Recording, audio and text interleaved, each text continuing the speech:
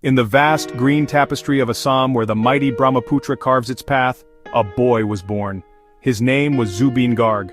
He arrived on a cool November day in 1972, in the historic town of Tura in Meghalaya, to parents who were poets and thinkers. His father, Mohini Borthakur, was a lyricist and a magistrate, and his mother, Eli Borthakur, a dancer and homemaker. Music was not just an art form in their home, it was the air they breathed, the language they spoke. Young Zubeen didn't learn music in a formal classroom. He absorbed it from the lullabies his mother sang, from the folk tales his father recited, and from the very soil of the land that surrounded him. Life was a journey from the start. His father's government job meant the family moved often. He learned the tabla from Guru Rabin Banerjee. He picked up the dhol, the mandolin, and the guitar with an almost preternatural ease. The year 1992 was a turning point. Zubeen Garg arrived in Guwahati with a guitar slung over his shoulder, a fire in his belly.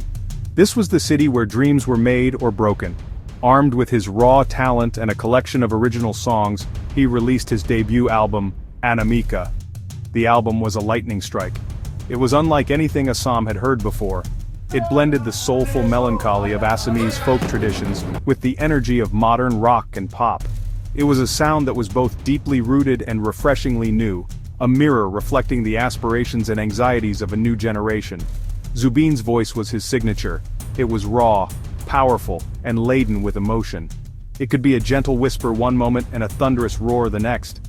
He sang of love, of heartbreak, of rebellion, and of the quiet beauty of his homeland. He didn't just sing songs, he told stories. He became the voice of the voiceless, the poet of the common man, articulating feelings that many felt but could not express.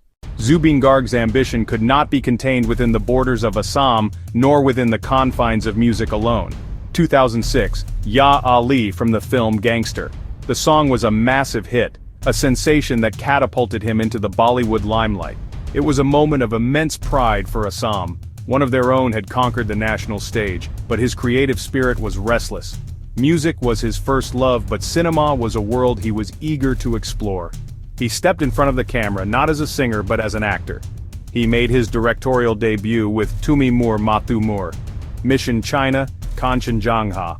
These were not just commercial ventures, they were passion projects. He poured his own money, his energy, and his vision into them. His films were ambitious, action-packed, and visually grand, bringing a new level of production quality to the local industry. His influence extended far beyond the stage and screen. Zubeen became a powerful voice for social change, a role he never consciously sought but embraced with courage. He used his platform to speak out against injustice, corruption, and social evils. When Assam was ravaged by floods, he didn't just donate money, he waded into the waters himself, distributing relief materials and offering comfort to the affected. He became a symbol of hope and solidarity. The path to stardom is never a straight line. Zubeen Garg's journey was marked by turbulence, by controversies that threatened to overshadow his art. His rebellious nature made him a youth icon, and often put him at odds with the establishment. He was outspoken, impulsive, brutally honest. He spoke his mind without a filter. That refusal to conform earned him ardent followers and fierce critics. He was accused of arrogance, disrespecting traditions, and setting a bad example. His struggles weren't just external. Fame's pressure hit his personal life and health. Battles with alcohol, public outbursts, creative exhaustion. He felt everything deeply and channeled turmoil into his music. Sometimes the turmoil spilled into his life.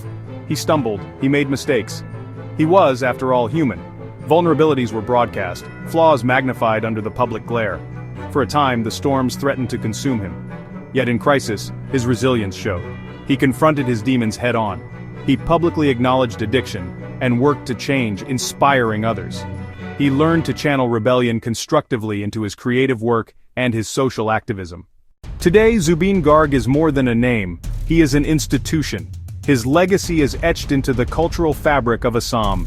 For over 3 decades, he has been the undisputed heartbeat of the region's youth. He gave them a voice when they felt unheard. He gave them an identity when they felt lost. His music became the soundtrack to their lives, accompanying them through moments of joy, sorrow, love, and protest. He taught them to be proud of their Assamese roots while looking out at the world with confidence. He is not just a singer, he is a Dada, an older brother to millions. His impact transcends generations. The young people who grew up listening to Anamika in the 90s are now parents, and their children are now discovering Zubeen's vast discography. His songs are a common language that bridges the generation gap. They are sung at college festivals, at Bihu celebrations, and in quiet living rooms. He has created a body of work so vast and varied that it has become a part of Assam's collective memory. To imagine modern Assamese popular culture without Zubeen Garg is to imagine a sky without its brightest star. It is simply impossible. He is, and will always be, the soul of Assam.